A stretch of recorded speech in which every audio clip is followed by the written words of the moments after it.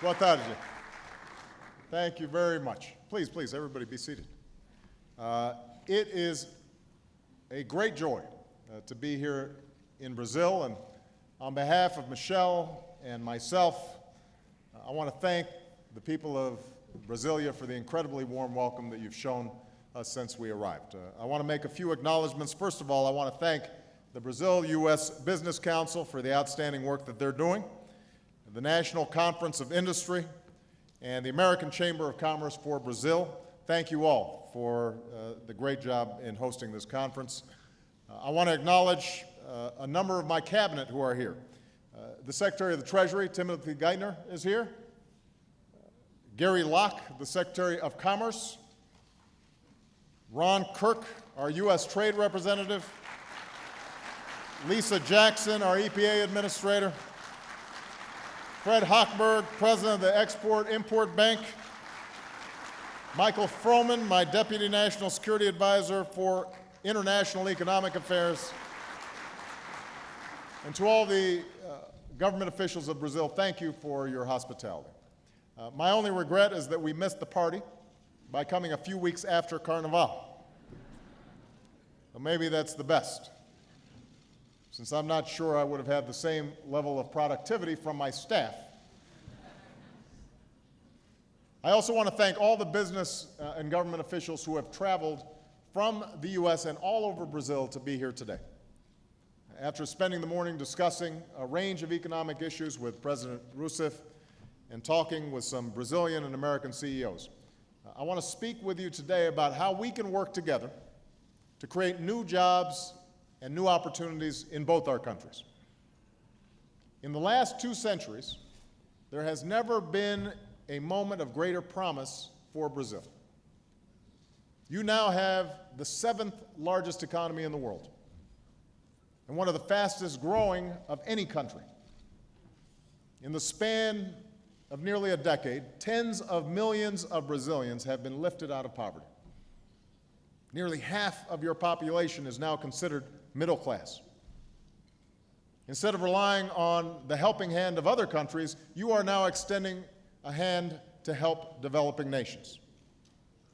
You grow much of the world's food, supply much of its biofuels, and will host the 2 largest international sporting events in the world. And as I mentioned at the joint press conference with Madam President Rousseff, I'm still a little hurt about the Olympics coming here instead of my hometown in Chicago. But I know you'll do an outstanding job. So what has been accomplished here in Brazil is nothing short of remarkable. It's often said that Brazil is a country for the future. Well, that future has now arrived. And despite the uncertainties of the last 2 years, Brazil has stepped onto the world stage as a major financial and economic power. You did not arrive at this point by simply chance or good fortune. Your success came because of hard work and the perseverance of the Brazilian people, the entrepreneurial spirit of many in this room, and the vision of leaders like Presidents Cardoso and Lula. What these leaders realized, and what President Rousseff understands, is that the surest path to prosperity for Brazil involves free people and free markets. In a region of the world where the legacy of colonialism is still fresh, there was a legitimate concern in the last century that opening your economies to more trade would lead wealthier countries to extract resources without regard to your own nation's development. I understand that. At the same time, many Latin American nations, including this one, lived through decades of dictatorships where closed economies failed to produce decent standards of living for the vast majority of people. But over the last decade, Brazil has proved the world that there is another way. You've shown that participation in the global economy can lead to widespread opportunity at home. You've shown that the spirit of capitalism can thrive alongside the spirit of social justice. You've shown that democracy is still the best path to economic progress. For when governments are accountable to their people are more likely to prosper.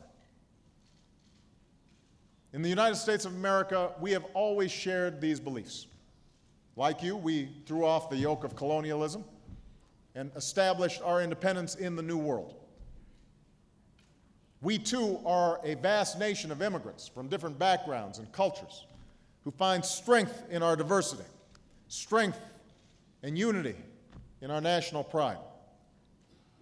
And as the two largest democracies and economies in the Western Hemisphere, we share a belief that all human beings deserve the chance to shape their own destiny and fulfill their God-given potential. For all these reasons, the United States supports the rise of Brazil as a global power. That's why we work to empower the G20, where Brazil has a prominent seat at the table, to be the premier forum for international economic cooperation. That's why we supported a bigger role for Brazil in various international institutions, such as the IMF and the World Bank. And that's why Brazil is my first stop on my first trip to South America, because we seek a deeper partnership with your government and a closer friendship with your people. We believe that strengthening our economic ties will create new jobs and opportunities for both of our nations. As the United States looks to Brazil, we see the chance to sell more goods and services to a rapidly growing market of around 200 million consumers. And for us, this is a job strategy. When our businesses send more products overseas, it supports the workers who make and sell those products. Now, I think most American businessmen who are here understand this. For every $1 billion in U.S. exports, we see 5,000 U.S. jobs. Already, our exports to Brazil have more than doubled over the last 5 years, growing twice as fast as our overall exports and faster than our exports to China. We now sell $50 billion worth of goods and services to Brazil. And those sales support more than 250,000 jobs in the United States. For example, after one small business in North Carolina attended a trade forum in Sao Paulo last year, they came away with a manufacturing deal that sent auto parts to Brazil and led to the hiring of new workers in the United States. Capstone Turbine in California recently sold $2 million worth of high-tech energy equipment that will support jobs in America and serve millions of Brazilians in the years to come. And the government of Brazil recently purchased helicopters that will support U.S. manufacturing jobs from Pennsylvania to Alabama. These exports don't just mean jobs for the United States. They also mean more services and more choices for the people of Brazil. From telecommunication and information services to machinery and clean energy technology, American companies are contributing to the economic growth that is raising the living standards of Brazilians everywhere. And our businesses don't just make that contribution by exporting to Brazil, but also through billions of dollars in direct investment that supports jobs and businesses in both our countries. Of course, our economic relationship isn't just a one-way street of U.S. exports and U.S. investment. The United States is the second largest market for Brazilian exports, supporting tens of thousands of jobs and businesses in this country.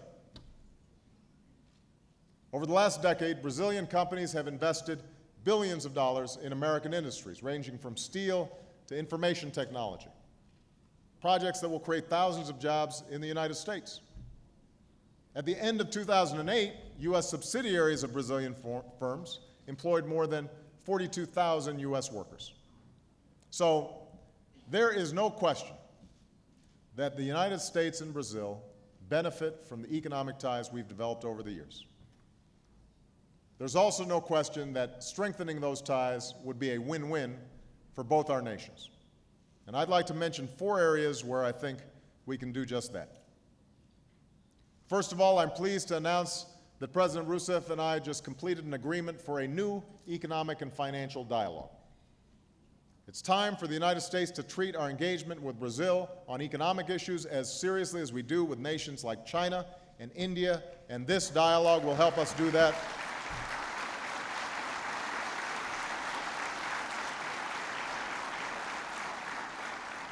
This dialogue will help us do that by promoting economic cooperation, streamlining regulations, and enhancing international cooperation, not only at the G20 but elsewhere. We've also completed an agreement for trade and economic cooperation, which will help us expand the trade and investment that creates jobs in both of our countries. This agreement will also foster greater dialogue about how we can break down the barriers that still exist between our two nations.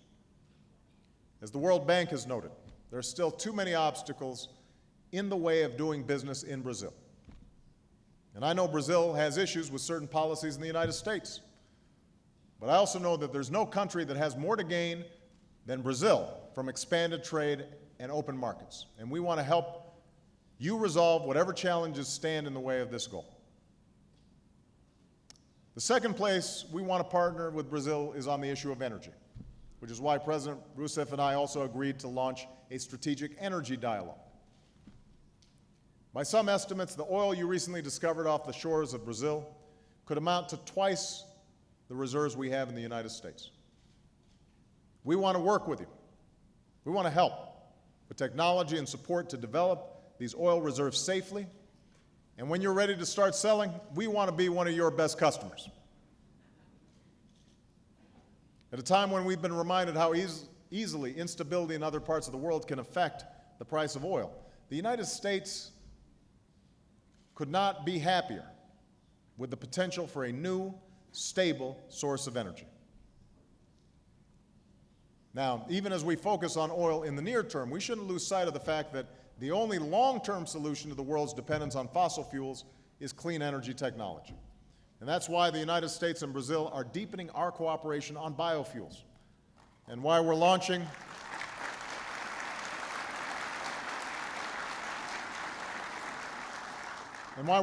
a U.S.-Brazil green economy partnership, because we know that the development of clean energy is one of the best ways to create new jobs and industries in both our nations. Already, more than half of the vehicles in Brazil run on biofuels. Nearly 80% of your electricity comes from hydropower. In the United States, we've jump-started a clean energy industry, and we'll soon have the capacity to produce 40% of the world's advanced batteries. If we can start sharing these new technologies and leverage private investment from businesses like the ones in this room, we can grow our economies and clean our environment by making, using, trading, selling clean energy products all over the world. That is a win for both our nations. A third place we can cooperate is education. I was speaking over lunch with President Rousseff, and we agreed a knowledge-based economy will be the key to growth and prosperity. And that means a skilled and educated workforce. The more our young people, the more our students, the more our workers are exposed to new cultures and new ideas, the more equipped they'll be to compete on a global scale. And that's why I'm so pleased that American and Brazilian business leaders have expressed interest in increasing student exchanges between our nations. Because when we invest in our people, we invest in our future.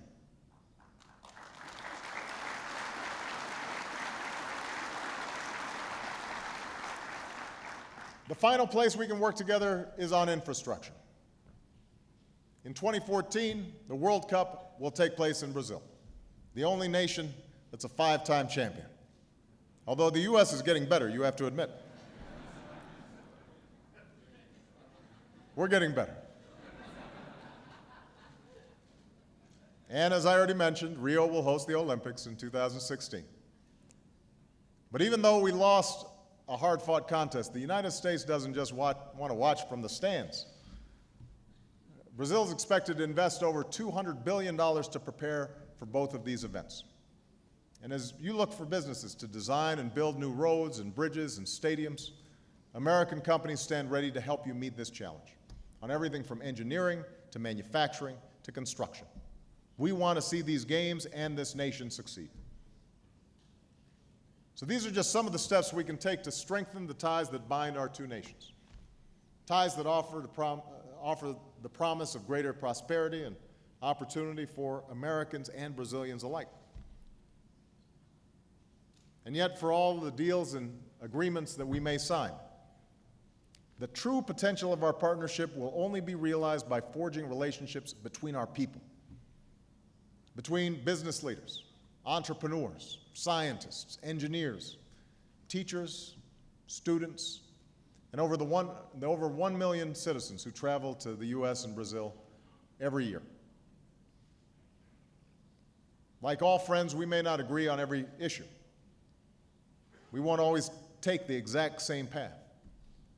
But as the two largest democracies in the New World begin the second decade of a young century, let's never forget all that we share. In the United States, we believe in what's known as the American dream. The idea that no matter who you are or where you come from or how you start out, you can overcome the greatest obstacles and fulfill the greatest hopes.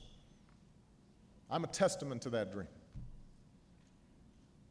I believe that that dream exists in this America as well. I can see it in the entrepreneurial spirit of the men and women in this room. I could see it in the celebrations of Caracos upon learning that the world will come to compete in Rio. And I can see it running through so much of your history.